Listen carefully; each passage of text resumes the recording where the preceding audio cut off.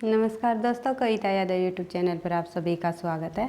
TGT PGT Hindi के संपूर्ण पाठ्यक्रम को आगे बढ़ाते हुए आज की क्लास हम करेंगे भाषा विज्ञान से संबंधित पूर्वी हिंदी की उपबोली बघेली उपबोली को।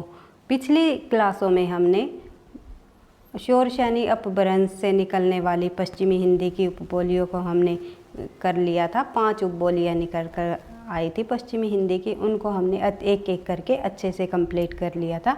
उसके बाद अर्धमागधी अपभ्रंश से निकलने वाली पूर्वी हिंदी के अंतर्गत हमने अवधी उपबोली को भी पिछली क्लास में कंप्लीट कर लिया था। अब बचती है हमारी पूर्वी हिंदी की 2 उपबोलियाँ और बघेली और छत्तीसगढ़ी।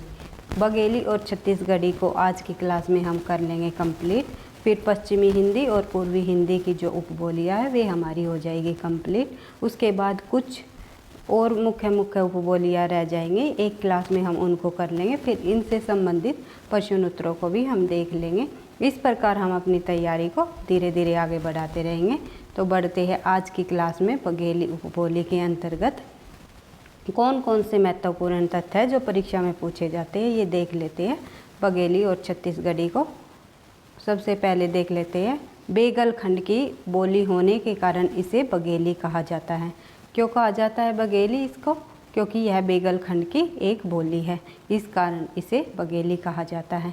बघेली की उत्पत्ति अर्धमागधी अपभ्रंश से हुई। मैंने ये बताया था कि ये अर्धमागधी अपभ्रंश से पूर्वी हिंदी से निकलने वाली एक उपबोली है। बघेली को दक्षिणी अवधी भी कहा जाता है।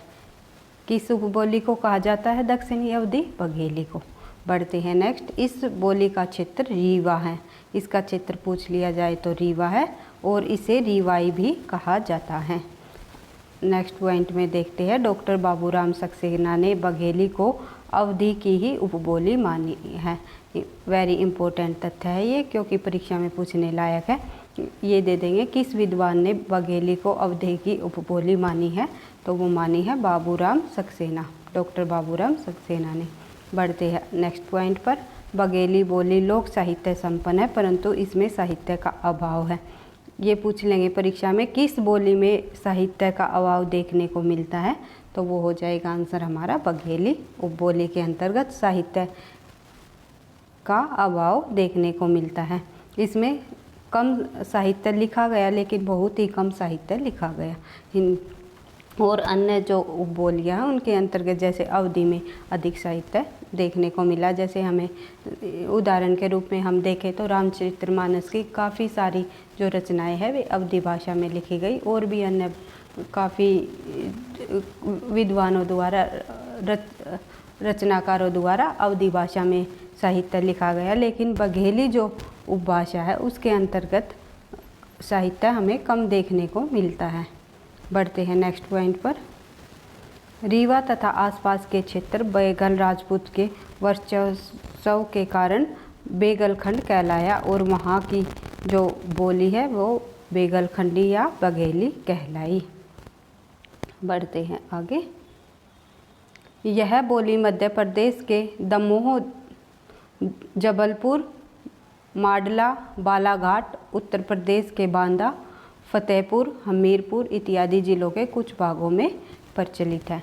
ये पूछ लिए जाएंगे जो बघेली का क्षेत्र है वो किस में अधिक बोला जाता है, मतलब किस क्षेत्र में बोला जाता है, या इनमें से कौन सा क्षेत्र बघेली उपबोली का है? तो सबसे इम्पोर्टेंट इसमें है उत्तर प्रदेश के बांदा और फतेहपुर, क्योंकि यही 2 परीक्षा में पूछे जाते हैं।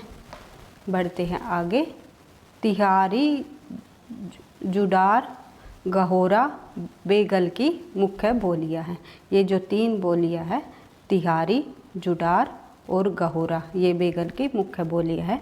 इस प्रकार से प्रश्न पूछ सकते हैं कि इनमें से बघेली के से संबंध में कौन सा कथन असत्य है या सत्य है।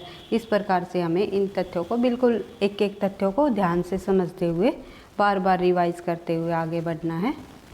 बघेली के अंतर्गत सर्वनामों में मुझे के स्थान पर मवा और मोही प्रयोग किया गया है। सर्वनामों में तो मुझे के स्थान पर क्या प्रयोग में किया गया है? मवा और मोही। और तुझे के स्थान पर क्या कहा गया है? तव्वा और तोही। ये आपको ध्यान रखना है। विशेषण में अगर बात करें हम तो हा प्रत्यय लगता है। विशेषण में देखें बघेली के शब्दों में हा प्रत्यय अधिक देखने को मिला है, जैसे मरकहा और गंजहा, निकहा और कटहा आदि जो ये शब्द है ये बघेली में आते हैं। बढ़ते हैं आगे। बघेली में मोर का मवार, तोर का तवार, पेट का पयाट, देता का धात रूप होता है। इस प्रकार से इनके जो ये शब्द है इस प्रकार से बघेली में प्रयोग किए जाते हैं। इस प्रकार हमने बघेली के मुख्य मुख्य तथ्यों को देख लिया है जो परीक्षा में बार बार पूछे जाते हैं और पूछने की संभावना है। इसी प्रकार हम आगे चल कर के छत्तीसगढ़ी उपबोली को देखेंगे। पूर्वी हिंदी के अंतर्गत आने वाली अवधी बघेली और के बाद हमारी नंबर आता है छत्तीसगढ़ी उपबोली का। छत्तीसगढ़ी उपबोली के अंतर्गत बात कर लेते हैं हम कि परीक्षा में किन किन पॉइंटों से प्रश्न बन सकते हैं या पूछे जा सकते हैं। तो बढ़ते हैं फर्स्ट पॉइंट पर। छत्तीसगढ़ की जो बोली है छत्तीसगढ़ी कहलाती है। क्या कहलाती है छत्तीसगढ़ की बोली? छत्तीसगढ़ी कहलाती है। इसे लरिया या गलहाटी भी कहते हैं। ये इम्पोर्टेंट पॉइंट है। लरिया या गलहाटी किस उपबोली को कहा जाता है? तो किसे कहा जाता है? छत्तीसगढ़ी को। छत्तीसगढ़ी उपबोली का विकास अर्धमागधी अपभ्रंश के दक्षिण रूप में हुआ। किस रूप में हुआ? और यह एक पूर्वी हिंदी की उपबोली है। किस रूप में हुआ छत्तीसगढ़ी उपबोली का विकास? अर्धमागधी अपभ्रंश के दक्षिण रूप में। इस पॉइंट को बिल्कुल डेप्थ में है, ये बिल्कुल ध्यान से देखना है कि किस रूप में बताया गया है। दक्षिण रूप में इसका विकास हुआ और यह एक पूर्वी हिंदी की उपबोली है। छत्तीसगढ़ी की मुख्य उपबोलियाँ कौन कौन सी हैं? सरगुजिया, सदरी, बैगानी और बिजवाली आदि ये इनकी उपबोलियाँ हैं। इस बोली का क्षेत्र सरजुआ, कोरिया, बिलासपुर, रायगढ़, खैरागढ़, रायपुर, दुर्ग, नंदगांव, कांकेर आदि है। तो ये इनके छत्तीसगढ़ी के क्या हो गए? बोली के क्षेत्र हो गए। और इनमें जो सबसे इम्पोर्टेंट है वो बिलासपुर है। आपको याद रखना है क्योंकि परीक्षा में जब भी पूछा गया है बिलासपुर और रायगढ़ से ही प्रश्न पूछे गए हैं। बढ़ते हैं आगे।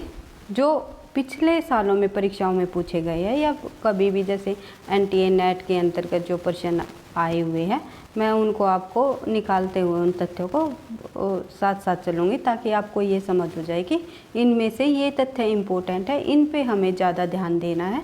क्योंकि कहीं ना कहीं जो परीक्षा में प्रश्न पूछे जाते हैं वे किसी न किसी पिछली परीक्षाओं के आधार पर ही उठाए गए होते हैं, उन्हीं में से प्रश्न उठा लिए जाते हैं। और इस तरह हमें अपनी तैयारी को करना है, हार्ड वर्क करते हुए स्मार्ट वर्क की तरफ आगे बढ़ना है। क्योंकि हम चाहे कितने ही तथ्यों को याद कर ले, कितनी चीज़ों को याद कर ले, लेकिन जब तक हम स्मार्ट वर्क करते हुए नहीं चलेंगे तो हमारी तैयारी अच्छी नहीं होगी। तो बढ़ते हैं अगले नेक्स्ट पॉइंट पर। छत्तीसगढ़ के कुछ शब्दों में महाप्राणीकरण की प्रवृत्ति पाई जाती है, जैसे कि इलाका को क्या कह देंगे? इलाका, इलाका यानी कि अल्पप्राण और महाप्राण। मैंने व्याकरण की जो क्लास कराई थी आपकी वर्णों से संबंधित, उसमें आपको अच्छे से समझा दिया था अल्पप्राण, महाप्राण, सघोष और अघोष के बारे में। आई होप आपने वे क्लास देख ली होगी, अच्छे से समझ आ गया होगा। तो आप लोगों को अल्पप्राण और महाप्राण की समझ होगी। तो का जो है अल्पप्राण है और खा हो गया महाप्राण। का कै अल्पप्राण होता है, ख महाप्राण होता है।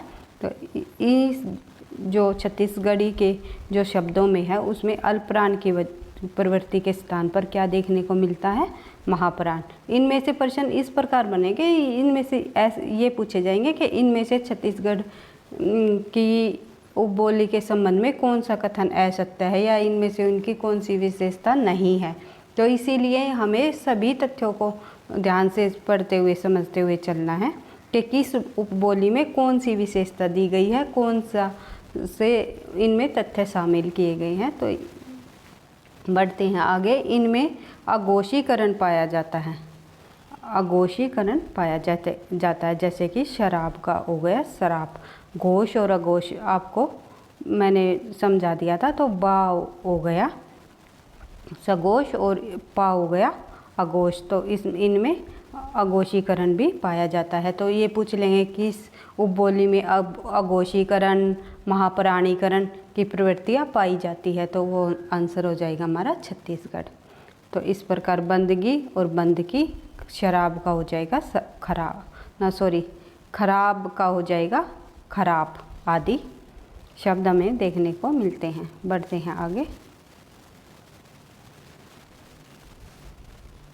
छत्तीसगढ़ में श के स्थान पर छ, यानी कि स के स्थान पर छ, और जो छ के स्थान पर श की प्रवृत्ति हमें देखने को मिलती हैं, जैसे कि सीतापुर।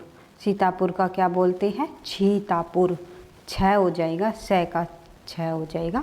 और छेना, छेना, छेना को क्या बोलेंगे? सेना। यानी कि स के स्थान पर छ का ही प्रयोग किया जाता है।